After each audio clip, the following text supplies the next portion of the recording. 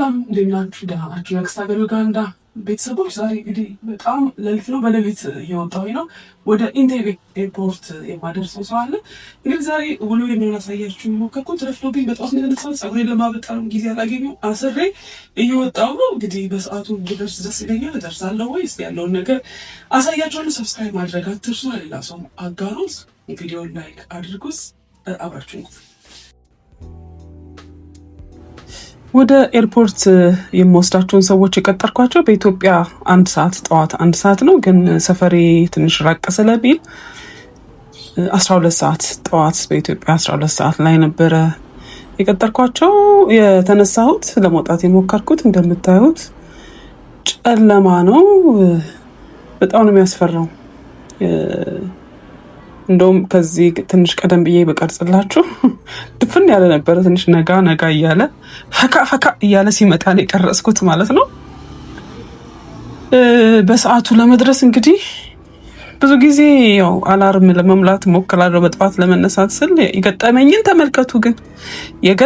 ተመልከቱ። ሰዎቹ ጋር ልደርስ 1 ሰዓት 10 ጉዳይ አካባቢ ልደርስ ትንሽ ሲቀረኝ ጎማው ተኛ ማለት ነው። የሆነ ሚስማር ተቀረቀረበት። ከዛ አንድ ሼል ጋር እንደዚህ ጎማ ምናምን የሚሰሩ ሰዎች አሉ። ሄድኩኝ። አንድ ወፍ የለም። ለ1 ሰዓት 10 ሩብ ጉዳይ አካባቢ ነው ይሄ። ምንም የለም። በቃ ምን ውስጥ ልግባ? በ15 ደቂቃ ውስጥ የሆነ ነገር ማድረግ አለብኝ። እዚህ ሀገር ደግሞ በአብዛኛው ሰው ይተኛል፣ አርፍዶ ነው የሚነሳው። ሰዎች ጋር ለመደወል ሞከርኩ።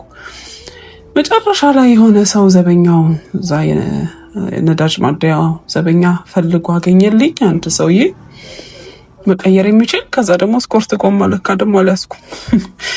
ተዘናግቼ ያለ ስኮርት ጎማ ነው ለካ ያለሁት። ከዛ ወስዶ አስጠግኖ በስማም የነበረው ጭንቀት ልነግራቸው አልችልም። ምክንያቱም ፍጥነት ላይ ትንሽ ችግር አለና አይፈጥኑልኝም። ሰው አስረፈልኩኝ።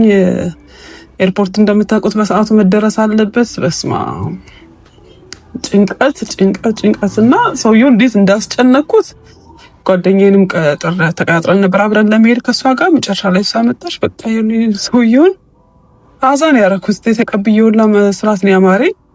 ብቻ እንደሆነ እግዚአብሔር ይስጠው። በጣም እንደውም ፈጣን ሆኖ ነው ያገኘሁት። 2000 years later 2 ዓመት ነው የሆነብኝ። ሄዶ እስኪመጣ ብዙ ሰው ጋር ነው የደወልኩት። እንግዲህ ራይድ የሚሰሩ ታክሲ ወደ ኤርፖርት የሚሰሩ ሰዎች ጋርም ለመደወል ሞከርኩኝ። አንዳንዶቹ ዝግ ነው፣ ምክንያቱም ሰዓቱ መርፈር ስለሌለበት ማለት ነው። ለማንኛውም አደርሳቸው ሰዎችም እግዚአብሔር ይስጣቸው ተረዱኝ። ሊገጥም ይችላል አሉ እና 10 ደቂቃ ብቻ ነው ያረፈድኩባቸው። 10-15 ደቂቃ ያው ውጭ ላይ ጠበቁኝና ሄድን ማለት ነው። ጠዋት ላይ እንግዲህ ያው እንዲህ አይነት ነገሮች መንገድ ሲጀመሩ ዝግጅት በደንብ ይፈልጋል። እንግዲህ ምናልባት ዩጋንዳን ለማታውቋት ኤርፖርቱ ያለው ኢንቴቤ የሚባል ከተማ ነው። አብዛኛው አበሻ ደግሞ የሚኖረው ካምፓላ ውስጥ ነው። እኛ የምንኖረው ካምፓላ ነው። ኢንቴቤ ደግሞ ሌላኛው ከተማ ነው። ስለዚህ ወደዛ ነበረ የምንሄደው። ለበቂ ዝግጅት መደረግ ይኖርበታል። እኔ በተቻለኝ መጠን አድርጌያለሁኝ በቂ ዝግጅት። ግን ይሄ ጎማው ነገር ፈተነኝ ነው የምላችሁ፣ ፈተነኝ። መጨረሻ ላይ እንግዲህ በሰላም ደረስን ኤርፖርት። በደንብ ሰዓት ተርፎን ነበረ። እንግዲህ ምናልባት ኪሎ ሞልቷል ቢባሉ እንኳን ይዞ ለመመለስ ለመቀበል ብለን እዛ እንደውም ግቢ ውስጥ ማነው ኤርፖርት ውስጥ ዞር አለን። ሰዎች አሉ። በጣም የሚገርመኝ ነገር ዩጋንዳውያን ፎቶ በጣም መነሳት ይወዳሉ እና ባገኙት አጋጣሚ ሞሎች ላይ እዚህ ሞሎች አሉ እና ሞሎች ላይ ፎቶ ለመነሳት ብቻ ዝንጥ ብሎ የሚወጡ ሰዎች አሉ እና አንድ ዩጋንዳዊ ጓደኛዬ እንደዛ ብሎ ነግሮኝ ባለፈው የሆነ ጊዜ ላይ ሲያስቀኝ ነበረ። በቃ ለፎቶግራፍ ብቻ ይወጣሉ ማለት ነው። እዚህ እንኳን ያው የሚጓዙና የሚመለሱ ናቸው ያሉት፣ ግን ፎቶ ይነሳሉ ምናምንና ብዙ ሱቅ የለም። ያው ትልቅ ኤርፖርት እንዳትጠብቁ፣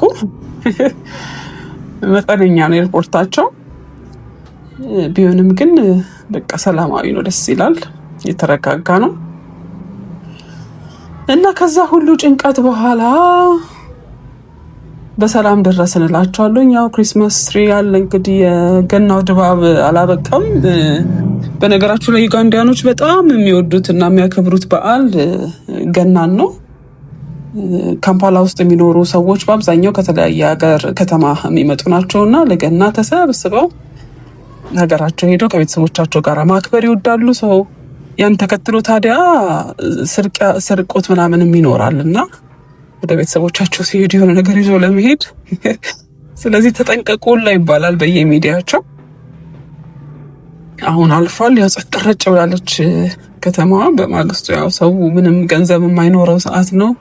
በጣም ነው የሚያከብሩት ገናን እና ያላቸውን ሆጭ አድርገው ነው የሚያከብሩት። ይሄ እንግዲህ የገና ማግስት በኋላ ያሉ ቀኖች እንደመሆኑ መጠን ጭርጭር ነው የሚለው። ለማንኛውም እንግዲህ በዚህ መልኩ እንደውም ብዙ ከጠበቅነው በላይ ብዙ ቆየን፣ ቀድመን ደረስን ማለት ነው። ማታ የነበረኝን ዝግጅት ልነግራችሁ አልችልም። እኔ ደግሞ የሆነ ቦታ ለመሄድ ሳስብ እንቅልፍ ነው የማይወስደኝ። በየደቂቃው ነው የምነቃው። የሚባንነው እንደሱ ስባንን ስላደርኩኝ አላርም ሞልቼ ራሱ በጣም ቶሎ ቶሎ እየተነሳሁኝ በቂ እንቅልፍ አልተኛውም። ራሴን በዛ ላይ አሞኛል። እንግዲህ ጎማው ደግሞ ሲፈነዳ አስቡት። ከዛ ደግሞ ሰው እየጠበቃችሁ እንደሆነ ስታስቡት፣ ማንም ሰው ደግሞ እንደሌለ ስታስቡት፣ እንግዲህ አስቡት ምን ሊሆን እንደሚችል ነው። የመጨረሻ ተጨናንቄ ራሴ ተወጣጥሮ የነበረበት ቀን ነው። እንግዲህ ዛሬ በዋናነት እንግዲህ ቪሎግ በተለይ ልሰራ ያሰብኩት ከኤርፖርት በኋላ አንድ ቦታ የመሄድ ፕላን ነበረን ከጓደኛዬ ጋር። በዚህ ምክንያት አልተሳካም ማለት ነው። ራሴን በጣም አመመኝ። ከዛ እሷ ቤት መጣን ተመልሰን አሁን ካምፓላ ያለ ነው ጓደኛዬ ቤት ተኛሁት። በቃ አጣጣሁት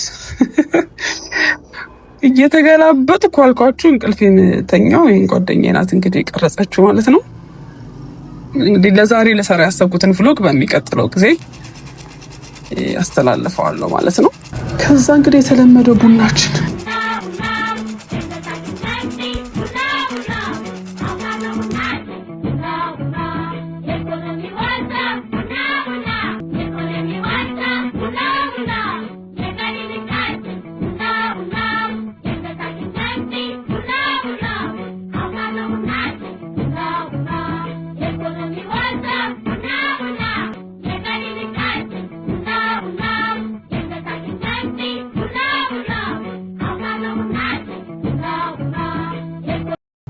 ምሳችንን በደንብ ከበላን በኋላ